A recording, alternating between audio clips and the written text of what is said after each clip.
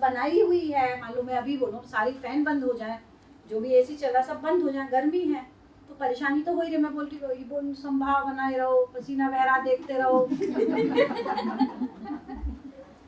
आपने बोला कि स्वीकृति यानी वो एक्सेप्टेंस, कुछ भी करना एक्सेप्टेंस नहीं होता है, तो वो थोड़ा एक्सप्लेन। हाँ ठीक, बढ़िया, उसको पूरा, क्योंकि एक्सेप्ट जो स्वीकृति होती है वो किस चीज के लिए होती है, नेक्स्ट उसी की बातें आगे, है ना।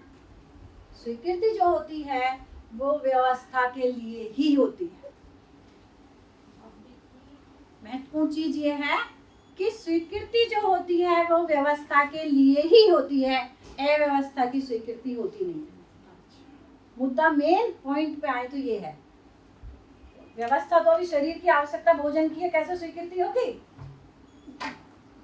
शरीर की आवश्यकता अभी पंखे की है, गर्मी लग रही है, स्वीकृति तो अभी यही है कि मेरा शरीर को पसीना आ रहा है, स्वीकृति तो भी मेरी यही कि पंखे चले, व्यवस्था की स्वीकृति है, तभी मैं ठीक से बैठ पाऊंगी। तो स्वीकृति तो व्यवस्था के लिए ही होती है। बहुत इंपॉर्टेंट चीज ये है, तो स्वीकृति बनानी नहीं है। अगर हम स्वीकृति बनाएंगे तो हम सुखी हो ही नहीं सकते। तो स्वीकृति व्यवस्था के लिए ही होती है। लेकिन अभी जनरली क्या, अभी तो देखिए प्रवचन में जो है जो भी बोले यही चलता है कि जो कुछ बोल रहे हैं इस कान से सुनो, इस घर से निकाल दो, यही तो होता है। मतलब यही बात होती है कि संभाव बनाए रहो, मतलब स्वीकृति स्वीकार करते रहो, होता जाता कुछ नहीं है, अंदर से तो हिलाई डुला रहता है पूरा। तो मजबूरी बस वही है, स्वीकृत तो हमको वही चीज होगी जो व्यवस्था के अर्थ में होगी। उसको थोड़ा सा और अच्छे से करेंगे अभी ब्रेक के लिए। यहाँ से अपन लोग शुरू किए कि समाधान बराबर वास्तविकताएं जैसी हैं उनको वैसा समझना, मतलब इकाई का होना और रहना स्पष्ट होना, मतलब ये इकाई क्या है, क्यों है, ये क्यों है और इसके मतलब ये है और एक होने की उसकी निरंतरता है, वो समझ में आना। इस पे जब आगे देखना करेंगे तो मतलब हर इकाई का मतलब मोटे रूप में भी हम ये ले लें कि अस्तित्व में 4 अवस्थाएं हैं, चारों को समझना और उसके आधार पर जीना बराबर समाधान। मोटे रूप में भी इसको ऐसा लें, मतलब अस्तित्व में 4 अवस्थाएं हैं, इन चारों अवस्थाओं को समझना और उसके आधार पर जीना बराबर समाधान। मोटे रूप में भी इसको ऐसे लें।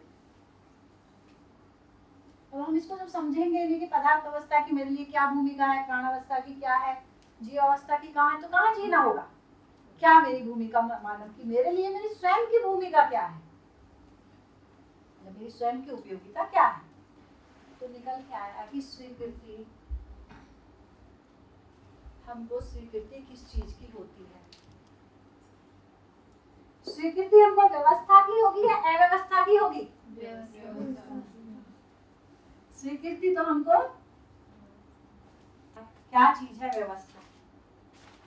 तो ठीक है कि स्वीकृति व्यवस्था का मतलब यही जो मैं भी बात की कि यहाँ कोई ऐसी चीज पड़ी है जिसमें से बदबू आ रही है ना, तो अव्यवस्था है वो, है ना। तो यहाँ कुछ ऐसी चीज पड़ी है कि उसमें बदबू आ रही है तो अव्यवस्था है।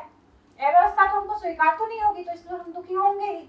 तो स्वीकृति जो होगी हम व्यवस्था के लिए ही होगी, है ना। तो व्यवस्था क्या है? एक शब्द है शासन। क्या चीज है शासन? अभी तो देखिए पहले पूछा व्यवस्था क्या है, शासन, जनरली यही निकल के आता है ना।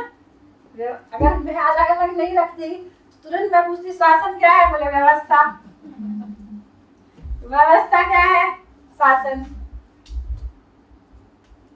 ठीक है, ये अलग अलग है, ये स्पष्ट हो रहा है। इसमें से सही क्या है? शासन सही है, व्यवस्था सही है? देखिए कितनी आदमी की ये महिमा है, जो सही है हमको स्वीकार वो ही होता है ना। क्या हो रहा है? देखिए आप खुद ही बोल रहे हैं कि व्यवस्था सही ही है। देखिए हम जी कहाँ रहे हैं? जी कहाँ रहे हैं? शासन में। ऐसा ही तो होता है। जीना हमारा शासन में हो रहा है, स्वीकार हमको व्यवस्था है। हम सुखी होंगे या दुखी होंगे?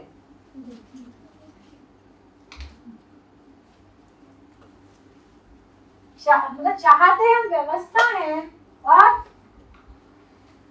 जी हम शासन में रहे हैं, तो हम सुखी होंगे या दुखी?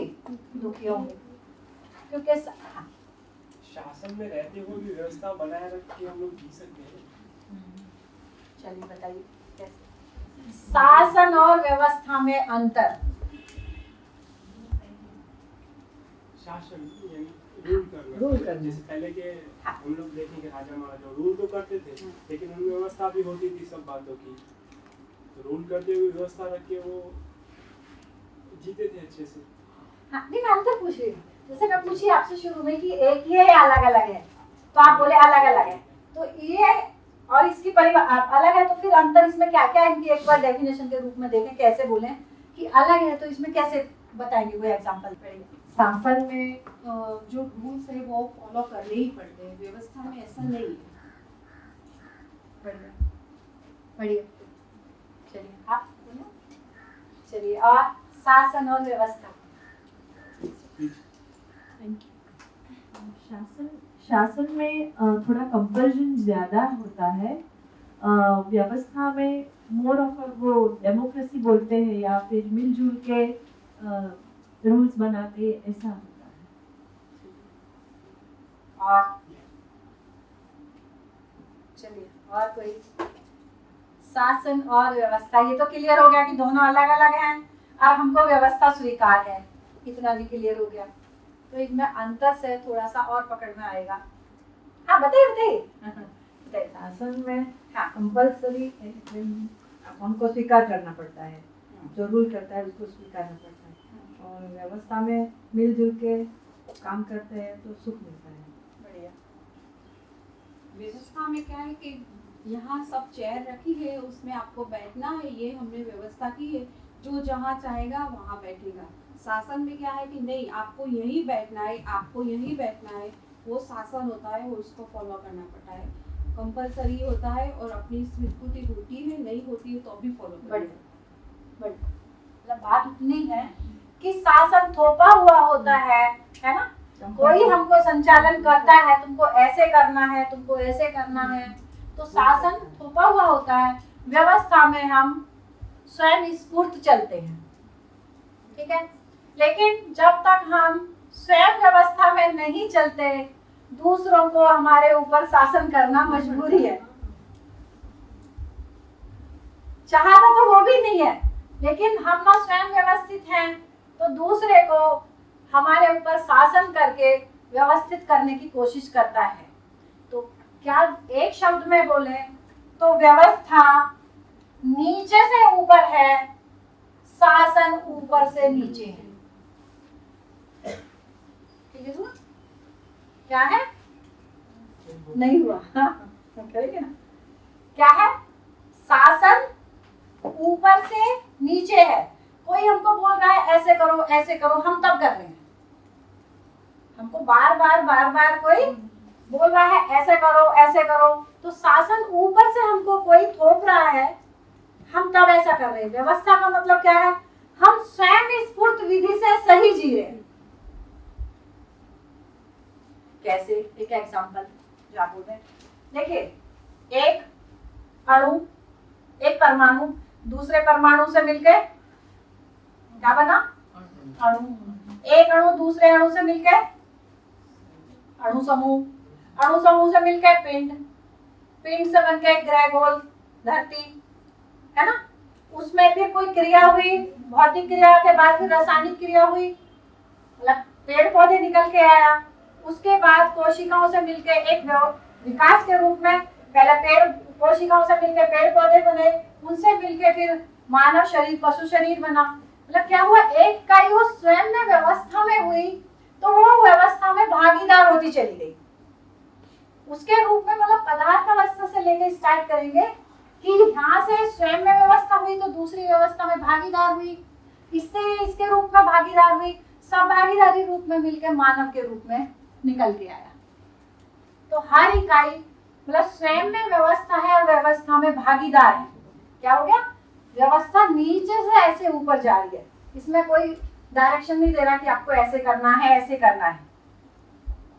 और शासन क्या है? ऊपर से थोपा हुआ है, वो हमको स्वीकार होता नहीं है। व्यवस्था हमको स्वीकार है। तो हम जब तक समझदार नहीं होते हैं, दूसरों को हमारे ऊपर शासन करना बाध्यता है और हमको शासित होना हमारी मजबूरी है। स्वीकार तो व्यवस्था ही है। व्यवस्था का मतलब है अंग अवयवों में तालमेल होना। देखिए मान लो एक अंग है, एक पेन है। पेन है तो अब ये क्या है? कहाँ इसका ये है, कहाँ इसमें स्याही डली है, फिर इसका ढक्कन है, ये अपनी एक दूसरे की व्यवस्था में है, तब ये लिखने का काम कर रहा है। अगर इस पेन की स्याही निकाल दी जाए तो इसकी अव्यवस्था हो गई, तो ये लिखने का काम नहीं करेगा। अब ये शरीर है, हर अंग अपनी व्यवस्था में है, तभी हम एक भी अंग में अव्यवस्था होती है तो उसका काम शरीर का में होने में परेशानी आएगी। तो उसका मतलब है, अब एक ये पंखा ले लीजिए, अब पंखा में इसमें बिजली का वायर निकाल दीजिए, तो अब ये हवा देने का काम नहीं करेगा। तो क्या हो गया? इसमें जितनी चीजों की आवश्यकता है और जहां जिसकी आवश्यकता है वो वही फिट है, वो वही अपनी व्यवस्था में है, तो वो अपनी से बड़ी व्यवस्था में भागीदार हो पाता है। अब वो हवा देने का काम कर रहा है ना? अब जहां इसकी कोई भी एक अंग मतलब पार्ट और सब पार्ट उसके जो कहीं भी वो हिलते डुलते हैं तो अव्यवस्था होती है। तो ऐसे ही जब हमारे विचारों में द्वंद्व चलता है, ये तो हमारे अंग अवयव, ये हमारे मन के अंग अवयव हो गए। एक शरीर के अंग अवयव की बात हो गई, एक हमारे जो मन का अंग अवयव जो बोल रहे हैं, मेरा सोचना, मेरा करना। विचारों में जो द्वंद्व बना रहता है वो हमारा इसी में तो है। सारा फसावट तो हमारे विचारों के उटपटांग हर समय जो हो रहे हैं, उसी के कारण हमारे उस अंग अवयव में तालमेल नहीं हो रहा। मेरा सोचना कुछ है, करना कुछ है, वही हमको अव्यवस्था के रूप में झेलना पड़ता है ना? तो व्यवस्था हुआ उसके अंग अवयव में तालमेल होना बराबर व्यवस्था। क्या निकल के आया? स्वीकृति बराबर सुख। स्वीकृति किस चीज की होती है? तो व्यवस्था की होती है। व्यवस्था का मतलब है अंग अवयव में तालमेल। तो स्वीकृति व्यवस्था की होती है, तो क्या निकल के आया? तो सुख क्या हुआ? व्यवस्था को समझना, जीना बराबर सुख। निरंतर तो आप लगा ही नहीं उसको बार बार, एक से एक जुड़ पा रहा है ठीक से, है ना? जो शुरू में बात की है कि हम जी तो सभी सुख के लिए रहे हैं, लेकिन सुख मिलेगा कैसे? तो मिलेगा कैसे कि जहां जहां स्वीकृति होगी वहां वहां हमको सुख मिलेगा। तो सुख की बात की, जहां स्वीकृति कहाँ होगी? जहां जहां व्यवस्था होगी। जहां अव्यवस्था होगी वहां की हमको स्वीकृति नहीं होगी तो दुख मिलेगा। तो जहां जहां हमको स्वीकृति होगी वहां वहां सुख मिलेगा। स्वीकृति व्यवस्था की होती है, इसलिए व्यवस्था को समझना और उसमें जीना बराबर सुख। कहाँ कहाँ व्यवस्था को समझना है? एक और अच्छा क्लियर करने के लिए थोड़ा देखिए कि अपन लोग दो डायग्राम बनाते हैं, ठीक है? एक तो लोग जैसा सब जी रहे हैं और एक जैसा मैं जीना चाहती हूँ। कोई भी आपने एक डायग्राम में लोग बनाते हैं, एक ऐसा और एक इधर। तो लोग जैसा जी रहे हैं, एक जैसा मैं चाहती हूँ। कैसे? ये आयु ले लीजिए आप, यहाँ से करें 2 साल 5 10 2 4 6 उम्र से ऐसे शुरू किए, अंदाज मतलब चल रहे हैं। फिर उधर से करें खुशी, ठीक है? तो खुशी के रूप में देखें कि 5 10, ठीक है? ये हमारी खुशी का एक डायग्राम है और एक ये हमारी उम्र का है। तो जैसे जैसे ये आयु है वैसे वैसे खुशी का डायग्राम जैसा अभी सब जी रहे हैं, ये कैसे डायग्राम हो रहा है। ऊपर जा रहा है उम्र के बढ़ने के साथ साथ, कि डाउन हो रहा है? डाउन हो रहा है। मतलब जैसे जैसे हम बचपन में थे हमारी खुशी थी, है? तो वैसे वैसे खुशी कंटिन्यू बढ़ रही है उम्र बढ़ने के साथ साथ। कैसे साफ साफ क्यों हो गया ऐसा?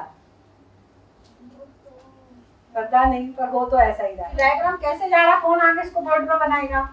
आइए, है ना, जैसा लोग अभी जी रहे हैं, लोग में हम भी शामिल हैं सभी, है ना, और जैसा मैं चाहता हूँ दोनों को बनाएंगे। ये इधर भी लिखा हुआ सेम ऐसे ही मान लीजिए, आयु और ये एज, तो चलिए बनाइए।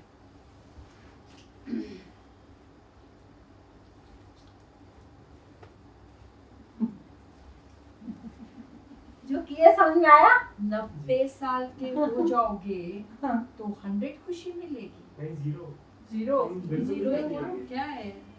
5, 10, 20 5 साल के हो गए तो 100% बराबर किया, बराबर है।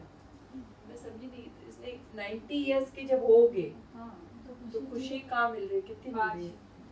जीरो हो गई। नहीं, 90 किसको, नीचे लाइन को टच कर रही है, यानी नीचे क्या है? जीरो। जीरो है। जब जीरो थे खुशी 100 थी, ऐसा है। अच्छा, इनवर्स रिलेशन।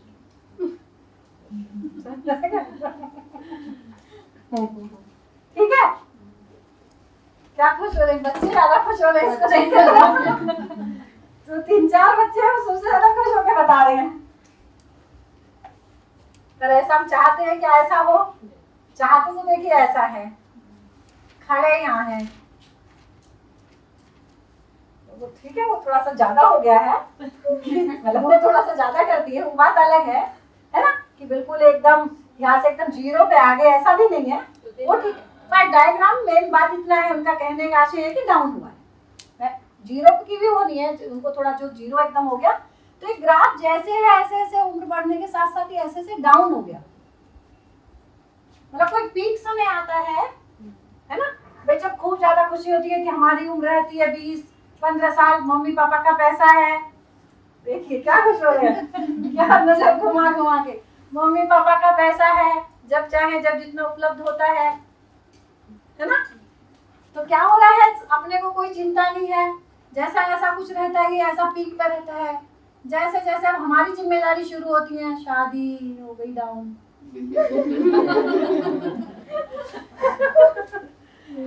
अभी तो देखिए डायग्राम ऐसे ऐसे जा रहा है, तो ऐसे ही एक बार डायग्राम जैसे बना रहे थे, तो कि 20 की उम्र का मान लो, इसको ऐसा रख लिया कि 20 की उम्र पे एक पीक था, उसके बाद ऐसे ऐसे डाउन हो गया। तो एक बार ऐसी सीरीज चल रहा था, तो एक लड़का इंजीनियरिंग कॉलेज में था, वो बोलता है नहीं ये डायग्राम ठीक नहीं है। जैसे बात हुई कि 20 साल में बच्चे का यहाँ तक पूरा कैरियर को उसको लेकर रहता है कि आईआईटी में जाना है, वहाँ जाना है, मतलब उससे पहले उसका माँ बाप का जैसा है 12th तक और पहले तक, मतलब इस तरह का चल रहा है, उसके बाद उसको अपने कैरियर की उसकी चिंता होने लगती है। तो यहाँ से ये धीरे धीरे बच्चे को टेंशन शुरू हो जाता है, तो धीरे धीरे क्या होता है, डाउन होना शुरू हो जाता है, मतलब उसको टेंशन शुरू हो जाती है। डाउन से मतलब इतना ही है, तो बोलते हैं यहाँ से नहीं, आप उसको और यहाँ से कर लीजिए, बोले ये आपके जमाने में 20-25 उम्र में होगा, 25 साल की उम्र में शादी हुई है या कुछ ऐसा हुआ, तो ये आपकी उम्र में ऐसा होगा। अब तो ये डायग्राम यहाँ पहुंच गया है 15, 16, 14 के बाद, तो ऐसा क्यों हो गया? बोले अगर अफेयर हो गया, देखिए बच्चे कैसा बोलते हैं, अगर हमारा अफेयर हो गया किसी का, तो अब तो वहीं से टेंशन शुरू हो।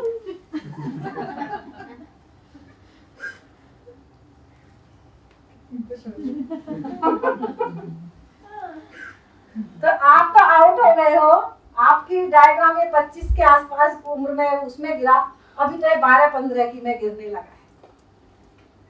अब देखिए बच्चों की जो सीडी थी, जो आपने देखी भी होगी, उसमें एक शिविर हम लोग उसमें किए थे, हर स्कूल के जो टॉप ऊपर के 2 बच्चे थे, हर क्लास से 10th 11th और 12th के 2-2 बच्चे लिए थे, 11th 12th के, और 2-2 उनके टीचर्स, डीपीएस केपीएस जो भी अच्छे अच्छे स्कूल थे, वहाँ से 2-2 टीचर 2-2 बच्चे। तो उसमें एक टीचर बोलती है कि एक 5 साल की लड़की रोते रोते मेरे पास आती है कि मैडम उसमें किसी लड़के ने उसको, वो भी ऐसे 4-5 साल का था, क्लास 1 की बात है, 1 का बच्चा था या 2 का या 1 का ही था मैक्सिमम बस, तो उसमें लिख के दिया आई लव यू। अरे वो टीचर से ऐड कर दिया उसमें, हो सकता है उसमें सीडी में काट दिए हो या हो भी उसमें, तो बोलती है उसको खुद को भी नहीं पता है, तो बस इतना पता है उसको पढ़ के कि गलत कुछ हुआ है, तो आके बोलती मैडम मेरे को ये लड़का ऐसे लिख के दिया है। तो देखिए कहाँ पहुंच गए हैं। मतलब मेरा कहने का मतलब ये है कि हम तो पहले उसको 20 साल 25 साल में बोल रहे थे, वहाँ 15-20 के आसपास आ गया, उसके बाद 12-14 पे आ गया, उसके बाद अभी 5 या 6 साल में आ गया। मतलब ये खुशी का ग्राफ जो था ये कैसे कैसे गिरने लगा। तो जैसे जैसे हमारी उम्र बढ़ रही है वैसे वैसे हमारी खुशियां कम।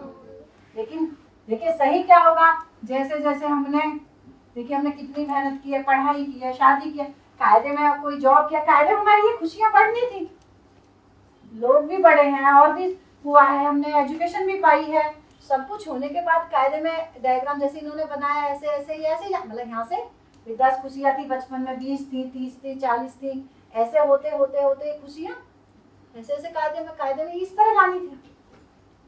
क्यों?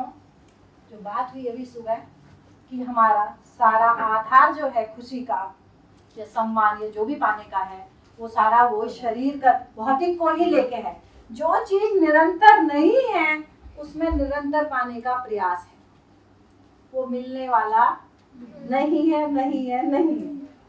तो इसको क्या निकल के आया कि सुखी होने के लिए मेरे को व्यवस्था को समझना है। तो व्यवस्था को समझना और उसमें जीना बराबर निरंतर सुख।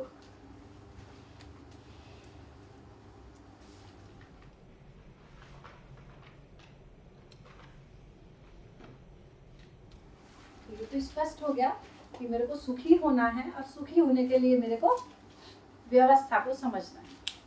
और अब ये भी स्पष्ट हो गया कि धरती के 700 करोड़ आदमी के जीने का लक्ष्य एक है या अलग अलग है? ये बना रहे।